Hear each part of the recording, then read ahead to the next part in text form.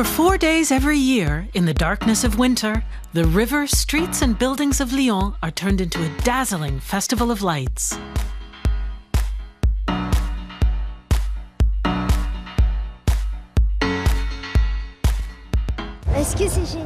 It's great. There's so much to discover. We're from Lyon, so we're used to it. It's always great. The festival's great. It's our first, but we really love it.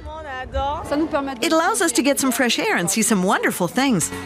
Featuring over 80 light installations, the dazzling display is the biggest of its kind in Europe. This time, Berlin light designer Bauder is taking part. He and his team are responsible for lighting up the Hôtel de Région, the regional government building.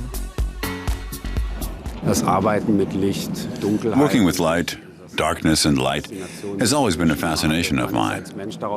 As humans, we're conditioned to pay attention to light and movement, and we're also fascinated by it. And I hope that comes across in our installation.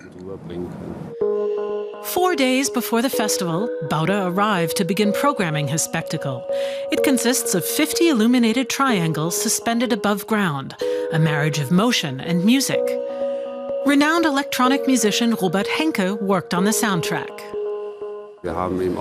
We have light elements that run on different motors. We have 150 individual motors and 50 light elements. That means everything has to work perfectly. A single fault in the system would cause big problems.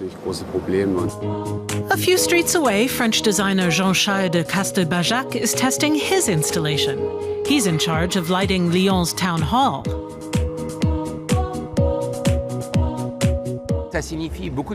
It's brought me a lot of joy. It's an important project for me, and one that required a lot of preparation. I had to travel to Lyon 4 or 5 times.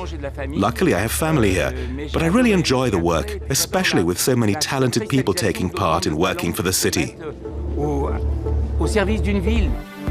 The Festival of Lights in Lyon has a long tradition. It started about 160 years ago with a procession of lanterns and candles in honor of the Virgin Mary. The origins of the festival make it special. It's anchored deeply in the history of the city. In 1852, city officials and religious leaders decided to honor the Virgin Mary. They wanted to erect a statue of her next to the Basilica. It was supposed to happen on the 8th of September, but the weather was terrible.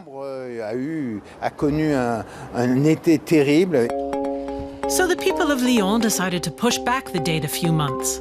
That's why December the 8th has since been the day commemorated with a light procession through the city. This year's event has attracted about 3 million people. The highlights include the projections on the Place de Terreau and an installation in a 2-kilometer-long highway tunnel.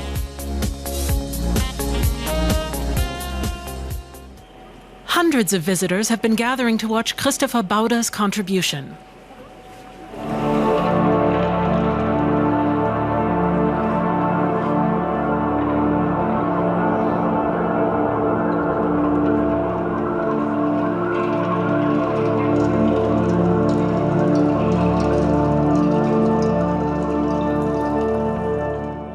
The installation is working. We haven't had any big problems so far.